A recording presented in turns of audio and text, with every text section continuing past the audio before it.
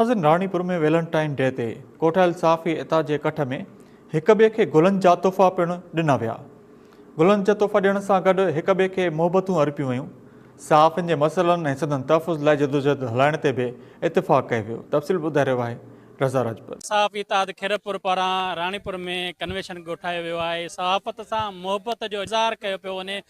वॾे अंग में ज़िले खैरपुर जा मुख़्तलिफ़ शहरनि खां जेके आहिनि सहाफ़ी जेके आहिनि रानीपुर पहुतल आहिनि, मोहबत जो इज़हार कयो आहे। सहाफ़त सां उन्हनि मोहबत जो इज़हार कयो आहे। हथनि में गुलाब जा गुल हुया जिन हिक ॿिए खे जेके आहिनि अर्पिया आहिनि। अचो त जेके अॻुवान असां सां गॾु मौजूदु आहिनि, अचो त उन्हनि सां ॻाल्हि ॿोल कयूं, उन्हनि जो कंहिं छा चवणु आहे। महबूबनि खे गुल पेश कंदा, मोहबत जो इज़हार कंदा।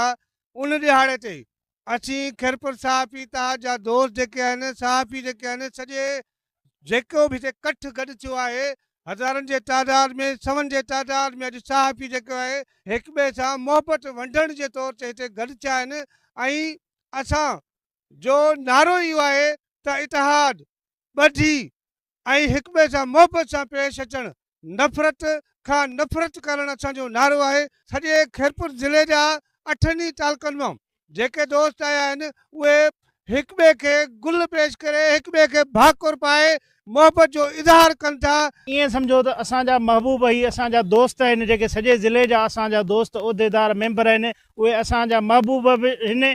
उन मौक़े ते अॼु असां जेको आहे खैरपुर सहाफ़ी इताद जे कामयाब 8 सालनि खां पोइ अॼु ही जेको असां कन्वेंशन कोठायो आहे, जंहिंमें असांजा मक़सद इहे ई आहिनि त असां हमेशह सहाफ़ियुनि जे बहितरी लाइ जिदोजहद कई आहे। हींअर बि असांजी एजेंडा हूंदी त प्रेस क्लबनि जा फंड गुज़िरियल 15-20 सालनि खां बंदि कया विया आहिनि। सहाफ़ी जेके बीमार थियनि था उन्हनि जो सरकारी सतह ते इलाजु नथो करायो वञे ऐं सहाफ़ियुनि खे का बि सहूलियत न आहे। मुख़्तलिफ़ वक़्तनि ते सहाफ़ियुनि मथां कूड़ा केस दाख़िल कया था वञनि।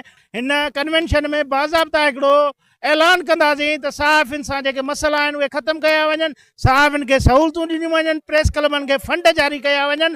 तव्हां ॾिसो था सिंध में सहाफ़ी गैर महफ़ूज़ आहिनि, हमेशह सहाफ़ी शहीद थींदा रहिया आहिनि ऐं अफ़सोस वॾो इहो ई आहे त कंहिं बि हिक सहाफ़ी जो क़ातिल गिरफ़्तार न थी सघियो आहे। वचन वर्जायो पियो वञे त हमेशह सहाफ़ी इताद मज़बूत रहंदो ऐं उन्हनि सहाफ़ी दोस्तनि जे किरदार ऐं उनजे हासिलात जे लाइ जेको आहे सो जदोजहद तमामु हिकिड़ो ख़ुशी ऐं मोहबत भरियो जेको आहे सो हीउ मौक़ो आहे। हे सभिनी दोस्तनि खे जसो हुजे। सहाफ़त सां असीं मोहबत जो इज़हार कयूं था ऐं अॼोके ॾिहाड़े ते इहो मुतालबो था कयूं त जेके शहीद सहाफ़ी आहिनि उन्हनि जा क़ातिल गिरफ़्तार कया वञनि ऐं जेके नंढनि प्रेस क्लबनि खे फंड जारी नथा कया वञनि, असीं मुतालबो कयूं था उन्हनि खे फंड जारी कया वञनि। ॿी सूरत में असीं अॼु एहतिजाजी तहरीक हलाईंदी ऐं उहा तहरीक ओसी ताईं जारी रहंदी जेसि ताईं इन प्रेस क्लबनि जा फंड जारी न थींदा। कन्वेंशन जो मक़सदु इहो आहे त सहाफ़ियुनि सां जेके नाइंसाफ़ियूं आहिनि उहे बंदि कयूं वञनि ऐं असां सहाफ़ी जेके आहिनि ऐं नंढा प्रेस क्लब आहिनि सहाफ़ियुनि जा, उन्हनि खे पंहिंजा हक़ ॾिना वञनि। आला अख़्तियारनि खां मुतालबो था कयूं त सहाफ़ियुनि सां जेके नाइंसाफ़ियूं थियनि थियूं उनजो नोटिस वठी ऐं उनजा मुतालबा मञिया वञनि। उन्हनि जो मुतालबो हुयो त जेका सहाफ़ी इताद खैरपुर जो जेके शहीद सहाफ़ी आहिनि उन्हनि जा जेके क़ातिल आहिनि उहे गिरफ़्तार नथा कया पिया वञनि ऐं नंढनि प्रेस क्लबनि खे जेके फंड जारी नथा कया वञनि उहे फिलफोर फंड बि जारी कया वञनि। कैमरामैन अरसलान मेमन सां गॾु रज़ा राजपूत, टाइम न्यूज़ रानीपुर।